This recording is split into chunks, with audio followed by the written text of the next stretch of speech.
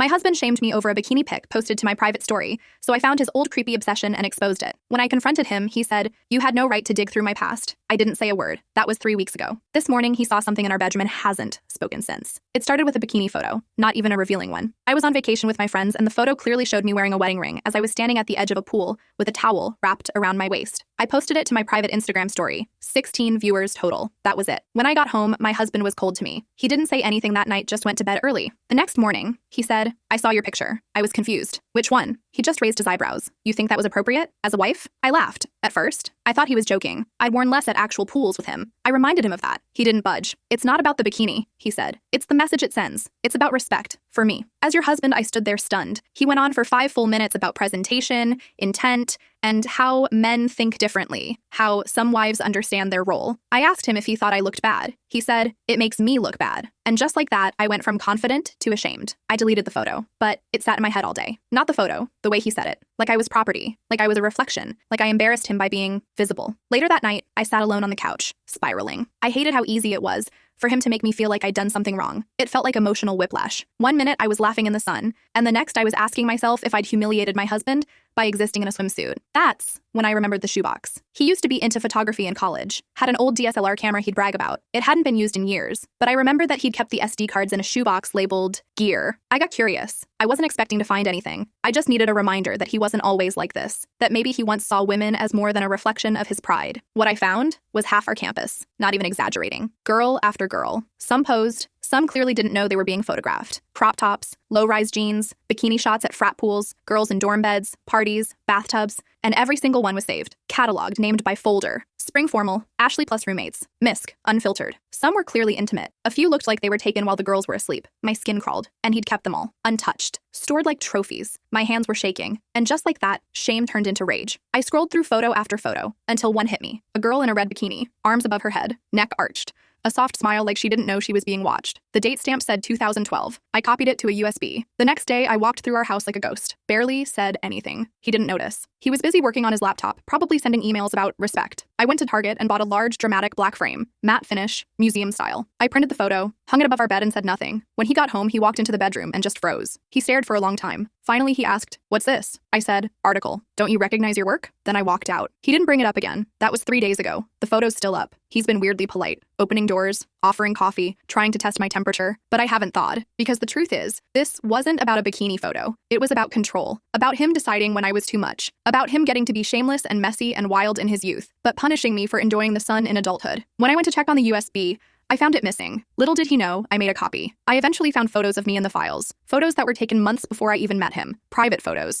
I'm furious and heartbroken, and I haven't even scratched at the surface of how I plan to make him pay. The next morning, I woke up to find the framed photo gone. Not just taken down, completely gone from the house. I checked the trash cans inside and out. Nothing. I looked at Ethan across the breakfast table. He was acting normal, scrolling through his phone like nothing happened. I didn't mention it. Instead, I went to work and printed another copy. This time I made 3. When I got home, I hung one in our bedroom again, put another in the guest bathroom. The third went in his home office. I waited on the couch for him to get home. My heart was pounding so hard I thought I might throw up. The garage door opened at 6:15 like always. I heard him set his keys down, walk to the kitchen, open the fridge, then silence. He must have seen the one in his office. I heard fast footsteps. He appeared in the doorway looking pale. "What are you doing?" he asked. His voice was quiet but shaking. I just stared at him. "I asked you a question," he said louder this time. I shrugged. "Decorating. You never let me pick the art before." He ran his hand through his nail. "Take them down, now." I didn't move. "Why? It's your photography. Aren't you proud of your work?" He slammed his hand on the wall. "I am sorry, this isn't funny, Megan. You're being childish." I stood up then. Childish? Like secretly photographing girls without their consent? Like keeping a creepy collection for 10 years? Like that kind of childish? His face changed then. His eyes got cold. "You went through my things." Not an apology. Not an explanation, just anger that I found out. I went to bed in the guest room that night, locked the door, put a chair against it too. I couldn't sleep. I kept thinking about those photos of me. How did he get them? We met junior year of college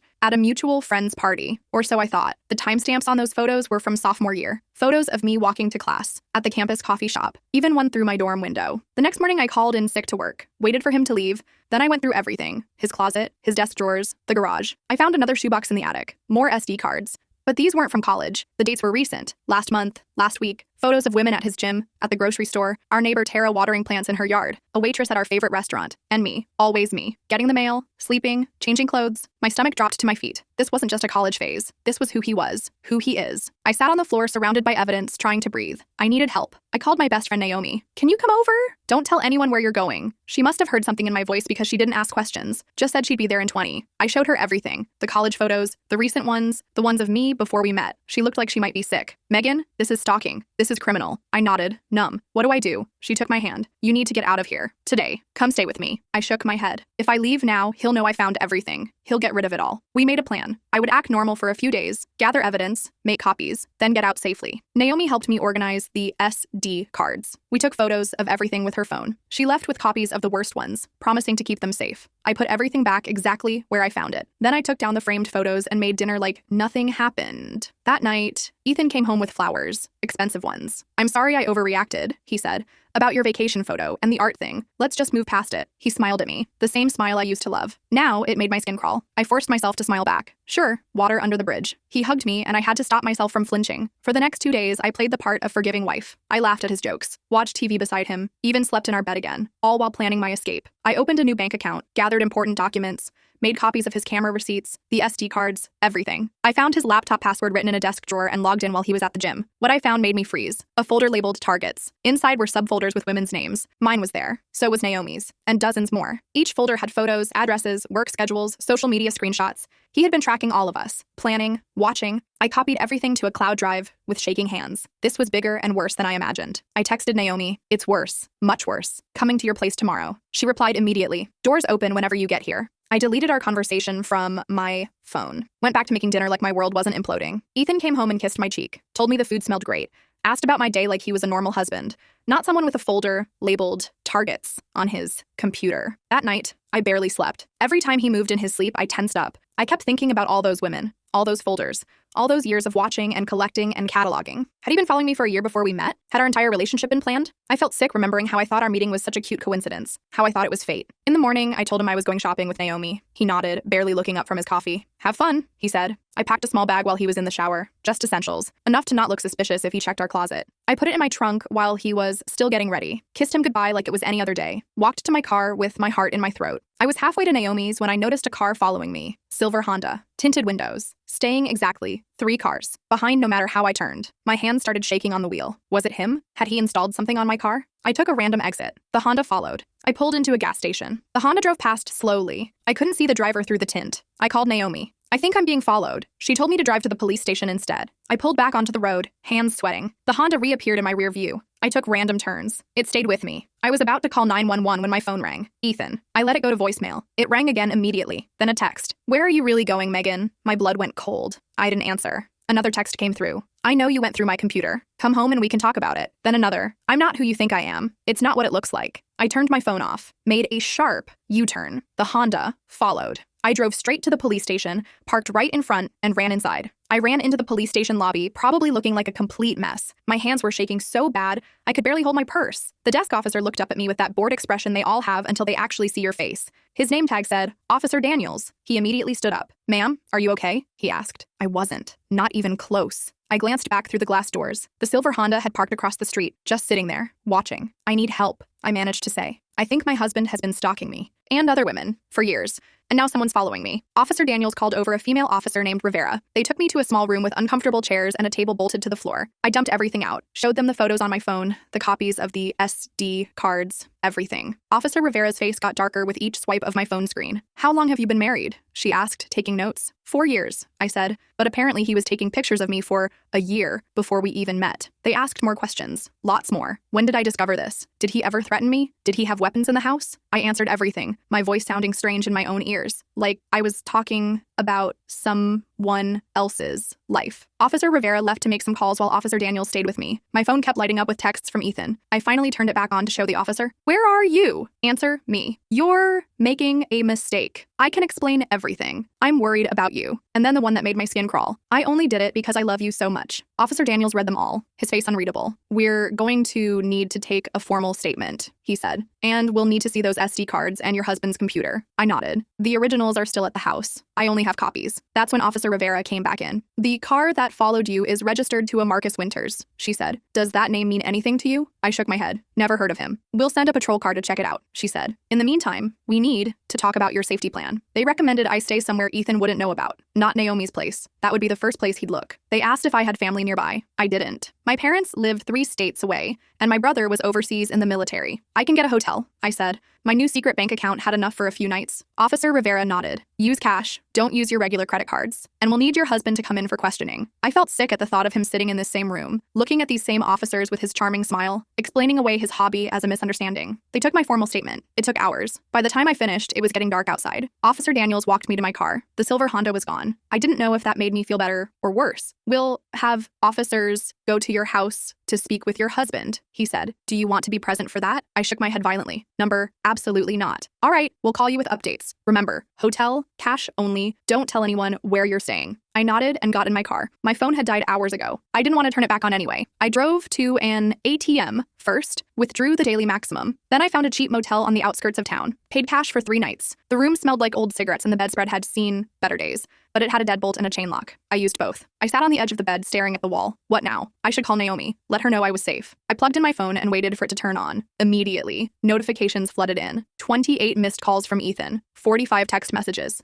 3 voicemails, and 1 text from Naomi. Are you okay? Call me. I called her first. She answered on the first ring. Oh my God, Megan! Where are you? The police were here asking about you and Ethan. My stomach dropped. What? Why were they at your place? They said they were doing a welfare check, that Ethan called them because you were missing and he was worried. They asked if I'd seen you today. I gripped the phone tighter. What did you tell them? I said we were supposed to meet up, but you never showed. I didn't know what else to say. What's happening? I told her everything. The police station, the silver car, the safety plan. Holy shit, she whispered. So he's trying to find you by reporting you missing? That's twisted. I need to call the officers I spoke with, I said. Can you do me a favor? Don't answer if Ethan calls. Don't tell anyone where I might be, even if you don't actually know. Of course. Do you need anything? Money? Clothes? I thought about it. Maybe clothes, but I don't know how to get them safely. I could drop them at the police station for you, she suggested. That seemed safe enough. I thanked her and hung up. Then I called Officer Rivera. She answered right away. Mrs. Campbell, we've been trying to reach you.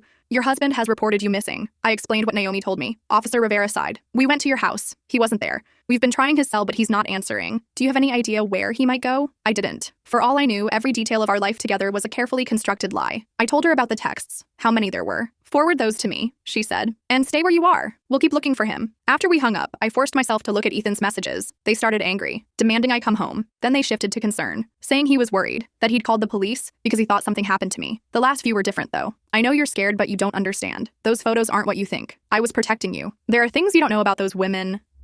About Marcus. That name again. Marcus Winters, the owner of the silver Honda. Who was he? How did Ethan know him? I played the voicemails next. The first was just Ethan asking where I was. The second was him saying he'd called the police because he was worried. The third made my blood freeze. Megan, listen to me. If you're getting followed, it's not me. It's Marcus. He's dangerous. Those folders, the targets, that wasn't what you think. I was tracking him. He's been stalking women for years. I've been trying to stop him. That's why I had those photos. Evidence. Please call me back. You're in danger. I played it again. His voice sounded genuinely scared, but that couldn't be right. The photos of me from before we met, the recent photos of women at his gym, the meticulous organization. That wasn't someone gathering evidence. That was someone obsessed. I forwarded everything to Officer Rivera like she asked. Then I turned my phone off again. I couldn't handle any more tonight. I took a shower in the grimy motel bathroom, trying to wash away the feeling of being watched. It didn't work. I kept seeing those folders, those women's names, my name. I barely slept that night. Every car in the parking lot, every footstep in the hallway made me sit up straight. I kept the TV on for noise, but didn't really watch it. Around 5 a.m., I gave up on sleep. I turned my phone back on, keeping it in airplane mode so no new messages would come through. I looked through my photos, screenshots of Ethan's files. Something wasn't adding up. The photos of me from before we met. They weren't like the others. They weren't creepy angles through windows or zoomed in from across the street. They were normal. Me laughing with friends, walking across campus. Nothing that screamed stalker photo. So where did he get them? I zoomed in on one. Me at a party, red cup in hand, talking to someone just out of frame. I recognized that party. Sophomore year. Naomi had dragged me there. Said I needed to meet new people. I hadn't wanted to go. Naomi. She was in a lot of these early photos with me. Always just at the edge of the frame. Always the one who suggested we go places. Who introduced me to new people. Who eventually introduced me to Ethan. My stomach twisted. Number. That couldn't be right. Naomi was my best friend. Had been since freshman year. She couldn't have been helping him. Could she? I turned airplane mode off. Immediately, new texts came through from Ethan. Megan, please, you're in danger. Marcus knows you found the photos. He knows you went to the police. He's not going to let you expose him. I know you don't trust me right now. I get it. But don't trust Naomi either. Ask her about Marcus. Ask her how they know each other. I'm trying to find you before he does. Please tell me where you are. I felt sick. Was this just manipulation? Trying to isolate me from my friend? Or was there something to it? I scrolled back through the photos. Found one of Naomi at a party standing next to a guy I didn't recognize. Tall, dark hair. I zoomed in on his face, then did a quick social media search for Marcus Winters. And there he was. Same guy. In a profile picture with Naomi from 3 years ago, before I even met Ethan. The caption read, "Cousin's night out. Love you, cuz. Ride or die." My hands started shaking again. This couldn't be happening. I called Officer Rivera. "I need to show you something," I said when she answered. "Can I come to the station?" "Of course," she said. "I'll be here until noon." I gathered my few belongings and checked the parking lot carefully before leaving my room. No silver Honda. No sign of Ethan. I drove to the police station, constantly checking my mirrors. No one seemed to be following me this time. Officer Rivera met me in the same interview room. I showed her the social media post. The connection between Naomi and Marcus. "And you had no idea they were related?" she asked. "None," I said. "Naomi never mentioned having a cousin named Marcus. Never introduced us." Officer Rivera made some notes. "We brought Marcus Winters in for questioning yesterday after you reported being followed. He said he was just driving around. We couldn't hold him." My heart sank. "So he's out there, and he knows I came here?" She nodded grimly. "We're still looking for your husband. Neither of them has broken any laws that we can prove yet. The photos are concerning, but not necessarily illegal." "What about the stalking? The folders with women's information?" "We need to see the originals. The actual computer. Right now, all we have are your copies, which don't hold up as evidence." I felt like screaming. How was this happening? How is no one taking this seriously? So what am I supposed to do? Just wait until one of them does something worse. Officer Rivera leaned forward. "I believe you, Mrs. Campbell, but I need more to act on. We can get a warrant to search your house based on what you've shown me, but it will take time. Time I didn't have." I nodded anyway. What choice did I have? "In the meantime," she continued, "stay somewhere safe, and maybe talk to your friend. See what she knows. Record the conversation if you can." I left the station feeling more alone than ever. I sat in my car, staring at my phone. Should I call Naomi? Confront her? What if she was in on it the whole time? What if she told Marcus where I was? I decided to text her instead. "Hey, can we meet somewhere public? Need to talk." She responded immediately. "Of course. Coffee shop on Main? 20 minutes?" That was busy enough to be safe. I agreed and drove there, parking where I could see the entrance. Naomi arrived first. I watched her get a table by the window, order 2 coffees, check her phone repeatedly. She looked nervous. Or was I just seeing what I wanted to see? I took a deep breath and went inside. Naomi jumped up to hug me. I let her, but I felt stiff in her arms. "I've been so worried," she said. "Have you heard anything more from the police?" I sat down across from her. "Actually, yes. They found out who was following me yesterday. Guy named Marcus Winters. Ring any bells?" I watched her face carefully. The color drained from it. Her eyes widened slightly before she controlled her expression. "No," she said. "Should it?" I slid my phone across the table, showing her the social media post. "Cousin's night out? Ride or die?" Naomi stared at the screen, then at me. "I can explain." "Please do," I said, hitting record on my phone under the table. "Marcus is my cousin, yes, but I haven't spoken to him in years. We had a falling out. He's not a good person. And you never thought to mention that when I told you someone was following me yesterday?" She fidgeted with her coffee cup. "I didn't know it was him. I swear. Megan, we don't talk anymore. What about Ethan? How does he know Marcus?" Her eyes darted around the coffee shop. "I don't know what you're talking about." "Ethan says Marcus is dangerous, that he's been stalking women, that Ethan was tracking him, not the other way around." Naomi laughed, but it sounded forced. "And you believe him? After everything you found?" "I don't know what to believe anymore," I said honestly. "But I know you introduced me to Ethan. After a year of taking me to parties, introducing me to people, getting me in photos." Her face changed then. Something cold flickered behind her eyes. "You're being paranoid, Megan. This whole thing has messed with your head." "Maybe," I said. "Or maybe you've been helping them all along. Maybe that's why you were so eager to help me gather evidence yesterday, so you'd know exactly what I found." Naomi stood up suddenly. "I don't have to listen to this. Call me when you're thinking clearly again." She walked out, leaving her coffee untouched. I sat there, shaking. What just happened? Was that guilt on her face, or just anger at being accused? I stopped the recording and played it back. Her voice sounded different when she denied knowing Marcus. Strained, higher pitched. I left the coffee shop and sat in my car, unsure what to do next. I couldn't go back to the motel. Naomi knew what my car looked like. I couldn't go home. I couldn't go to the police with just a suspicious-sounding recording. My phone rang. Unknown number. I almost didn't answer, but something made me hit accept. "Megan, it's Tara. From next door? Our neighbor. The one in Ethan's recent photos." "Tara? How did you get this number?" "Ethan gave it to me ages ago. For emergencies." She paused. "Look, this is going to sound weird, but is everything okay? Ethan came by last night looking for you. He seemed really upset. Then this morning, I saw someone breaking into your house." I sat up straight. "What? Did you call the police?" "Yes, they just left. But here's the thing. It wasn't a stranger. It was your friend. The one with the red hair? She had a key. Naomi. Breaking into my house right after our confrontation. Did she take anything?" I asked, my mouth dry. "I don't know. The police looked around but said nothing seemed disturbed. They're trying to reach you." I thanked Tara and hung up. Then I called Officer Rivera again, told her what happened, about the coffee shop, about Naomi going to my house right after. I'm sending officers back to your house, she said. And I'll have someone look for Ms. Peterson. Where are you now? I told her I was still at the coffee shop. She told me to stay put. An officer would come meet me. I hung up and waited, watching every car that pulled into the lot. No silver Honda, no sign of Ethan or Naomi. A police cruiser pulled up 15 minutes later. A young officer named Chen came inside and sat across from me. Officer Rivera asked me to escort you somewhere safe, he said. We can go to the station first if you'd like. I nodded, relieved to not be alone anymore. I followed his cruiser in my car. We were halfway to the station when my phone rang again. Ethan. I almost declined it, but then decided to answer. Put it on speaker so Officer Chen could hear if I needed help. Megan? Thank God. Where are you? Somewhere safe, I said. Away from you. Listen to me.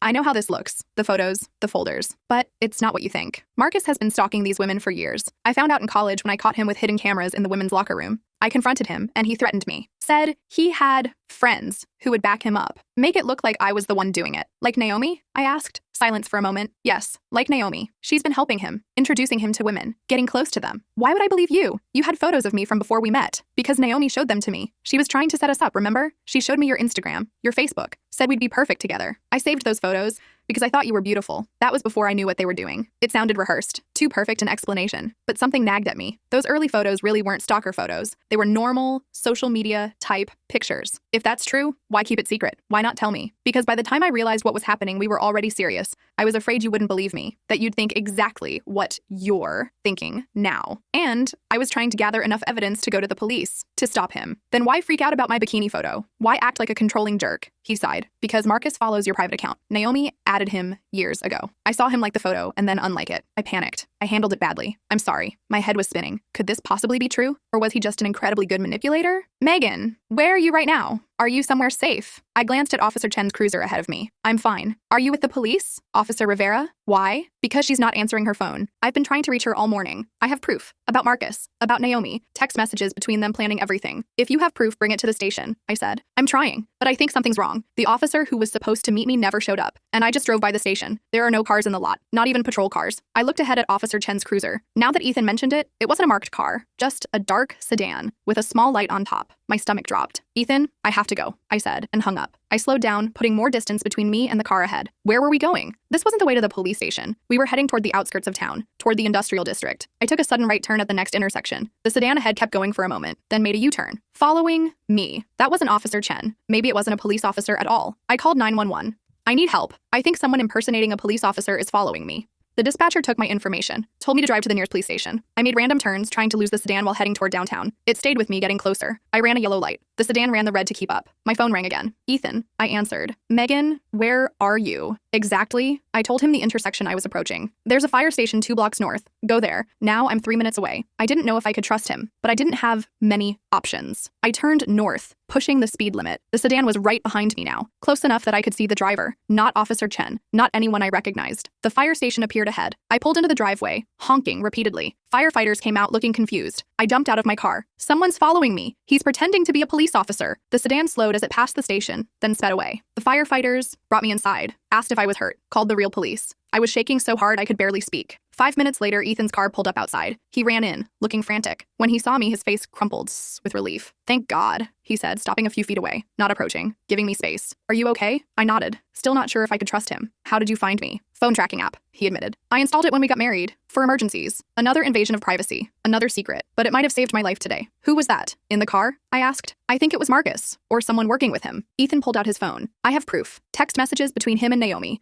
planning everything. He handed me his phone. I scrolled through the conversation. Naomi and Marcus discussing women. Targets. Me. How did you get these? I asked. I hacked her cloud account. After I found out what they were doing, I've been gathering evidence for months. It was all there. Plans to introduce me to Ethan, to manipulate me, to isolate me if I ever found out. And worse, plans for what happened after. Once they finished the job, the real police arrived. 2 uniformed officers. I recognized one from the station yesterday. They took statements from both of us, called Officer Rivera, who confirmed she never sent anyone to meet me. The man who claimed to be Officer Chen wasn't on the force. I showed them the texts from Ethan's phone. They took it as evidence, said they'd bring Naomi and Marcus in for questioning, that we should both come to the station to make formal statements. I rode with the officers. Ethan followed in his car. At the station, they separated us for questioning. I told them everything. The photos, the coffee shop conversation, the fake police officer. They recorded it all. faces grim. Hours later, Officer Rivera came in. We've arrested Marcus Winters and Naomi Peterson. We found evidence in their apartments linking them to several missing persons cases over the past 5 years. My blood went cold. Missing persons? You mean? She nodded. We're still investigating, but it appears they've been targeting women for a long time. Your husband's evidence was crucial. The text messages, the photos he collected of Marcus following women. So he was telling the truth? He was tracking Marcus, not stalking women himself? It appears so. We found journals in Naomi's apartment. She detailed everything, how she would befriend women, introduce them to her cousin, how your husband discovered them in college and they decided to bring him in rather than risk exposure. I felt dizzy. Bring him in? What does that mean? They manipulated him, threatened him, then decided to use him as a cover. Naomi orchestrated your meeting. They thought having you marry him would provide legitimacy, make it harder for him to go to the police. I couldn't process this. Ethan wasn't a stalker. He was a victim too, used as a shield by the real predators. My best friend and her cousin. Can I see him? I asked. Officer Rivera nodded. He's waiting. I walked into the room where Ethan was waiting. He looked up, his face a mix of exhaustion and relief. For a second, we just stared at each other. I didn't know what to say. How do you start a conversation after discovering your entire relationship might have been orchestrated by criminals? Hey, he said finally. Such a normal word for such an insane situation. I sat down across from him. So, Naomi and Marcus, they planned all this? He nodded, running his hand through his hair. I found out in college. Caught Marcus setting up cameras in the women's locker room. When I confronted him, Naomi showed up. They threatened to frame me if I went to the police. Why didn't you tell me? Ever. At first, I was scared. Then we got serious, and I thought they'd backed off. By the time I realized they were still active, we were already married. I was afraid you wouldn't believe me. He looked down at his hands. I started gathering evidence instead, following Marcus when I could, documenting everything. It made a twisted kind of sense. The folders, the surveillance. He wasn't stalking those women. He was tracking the people who were. And my bikini photo? That controlling bullshit? He winced. I handled that terribly.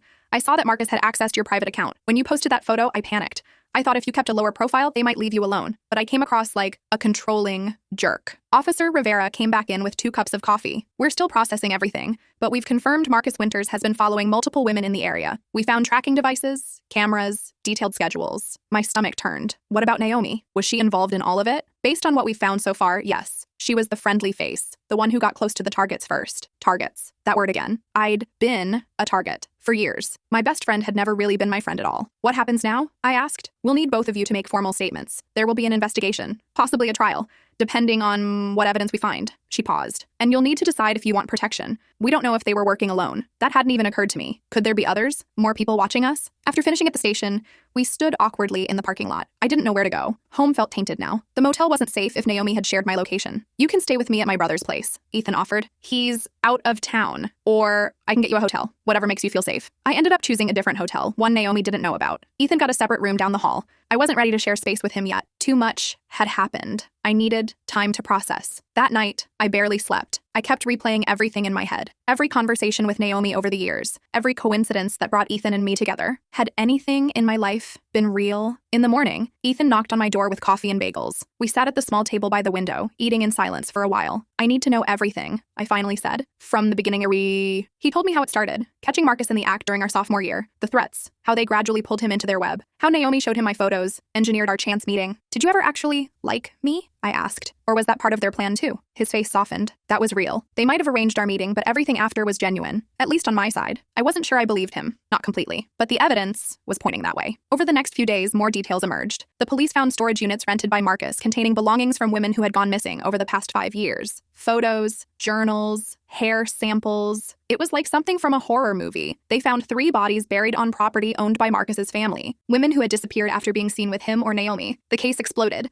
Local news picked it up. Reporters started calling us. We stayed at the hotel, hiding from the media circus. The police provided security. They were taking the threat seriously now. Too late for those other women, but maybe in time to save others. A week after the arrests, Officer Rivera called us to the station again. They'd found something in Naomi's apartment. A detailed plan. For me, we believe they were planning to make you disappear next, she said, her voice gentle but direct. There are notes about your schedule, places you go alone, methods they were considering. I felt sick. Why me? Why? After all this time? Based on Naomi's journals, they became concerned that Mr. Campbell was gathering evidence against them. They planned to use your disappearance to frame him. It was so cold, so calculated. My best friend had been planning my murder. There's something else, Officer Rivera continued. We found evidence that they've done this before. Set up couples, used one person as cover while targeting the other. How many? Ethan asked. His voice hollow. At least 3 other couples that we can identify so far. In each case, one spouse disappeared. The other was investigated, but never charged due to lack of evidence. The perfect crime. Use one person to get close to another. Make the target disappear. Let the spouse take the fall, or at least the suspicion. Even if they were never convicted, their lives would be ruined. That night, Ethan and I sat in my hotel room,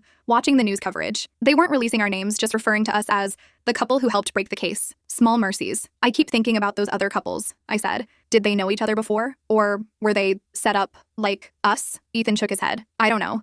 But I keep wondering if I could have stopped this sooner. If I'd gone to the police right away in college, they would have framed you, I reminded him. You were trapped, too. We were both victims. Different kinds maybe, but victims nonetheless. 2 weeks after the arrests, we finally went back to our house. The police had searched it thoroughly, looking for evidence. They found cameras in our bedroom, our bathroom, the living room, all hidden by Naomi during her helpful visits. I stood in our bedroom looking at the small holes in the wall where the cameras had been. I can't stay here, I said. Not knowing they were watching us, that she was watching us. Ethan nodded. We'll sell it. Start over somewhere else. Start over. Could we do that? After everything? We began packing up essential items, things we'd need while staying at the hotel, until we figured out our next move. I found myself in the attic, looking at the shoebox that had started it all. The police had taken the SD cards as evidence, but the box remained. I sat on the dusty floor, holding it. If I hadn't found this, would I still be living in ignorance? Would I be dead by now? Another victim of Naomi and Marcus? Ethan found me there. You okay? I shook my head. I don't know if I'll ever be okay again. I don't know who to trust. My best friend was planning to call me. My husband was keeping massive secrets. My whole life feels like a lie. He sat down next to me, not touching, just present. I know, and I'm sorry for my part in it. I should have found a way to tell you. Would I have believed you if you told me Naomi was evil? Probably not, he admitted. I wouldn't have believed it either if I hadn't seen it firsthand. We sat in silence for a while. Then I asked the question that had been haunting me. What happens to us now? Can we even have a relationship after this? He looked at me, his eyes tired but honest. I don't know. That's up to you. I love you. That part was never fake, but I understand if you can't get past this. I didn't have an answer yet. I needed time. The preliminary hearing for Naomi and Marcus was scheduled for a month after their arrest. We were both called to testify. I dreaded seeing Naomi again, facing the woman who had pretended to be my friend while plotting my death. The courthouse was packed. Journalists, family members of the victims, curious onlookers. I kept my head down, avoiding eye contact. Ethan stayed close, a buffer between me and the crowd. When they brought Naomi in, I almost didn't recognize her. Gone was the stylish, confident woman I'd known. In her place was someone small, diminished. She looked at me once, her expression unreadable, before focusing on the judge. I testified about our friendship, about discovering the photos, about her reaction at the coffee shop. My voice shook at times, but I got through it. Ethan testified about the years of manipulation and threats, about the evidence he'd gathered. The judge ordered them held without bail. A trial date was set for 6 months later. We left the courthouse through a back entrance, avoiding the press. You did great, Ethan said as we drove back to the hotel. That couldn't have been easy. It wasn't. Nothing about this was easy. We found a small apartment in a secure building across town, somewhere to stay while we figured out our next steps. We slept in separate rooms, started therapy, both individually and together, tried to rebuild some sense of normalcy. Slowly, I started to separate Ethan from what had happened, to see that while he'd made mistakes, kept secrets, he'd also been a victim of their manipulation. He'd been trying to protect me, even if he went about it all wrong. 3 months after the arrests, DNA evidence linked Marcus to 2 more missing women in a neighboring state. The case expanded, more victims identified, more families getting answers they'd waited years for. Officer Rivera kept us updated.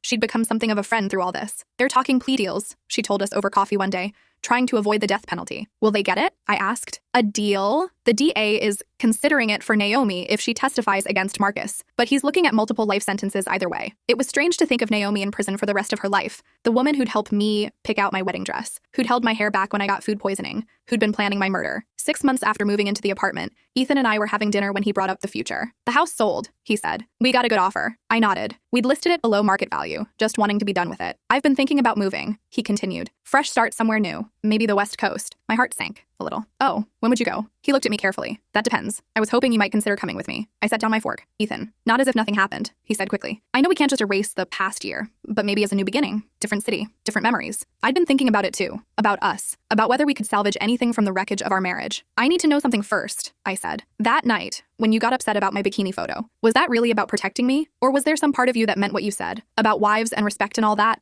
He considered the question carefully. I was genuinely scared when I saw Marcus had access to your account, but the way I handled it, he sighed. That came from somewhere ugly in me. Insecurity, control issues, things I'm working on in therapy. It was the most honest answer he could have given, not a flat denial, an acknowledgement of his flaws. I can't promise anything, I said, but I'd be willing to look at places, see if a fresh start feels right. It wasn't a yes, but it wasn't a no either. The trial was scheduled for the following spring. We'd both have to testify again, face Naomi and Marcus in court, relive everything. But after that, we'd be free to move on, to decide what our future looked like together or apart. 2 weeks before the trial date, Naomi accepted a plea deal.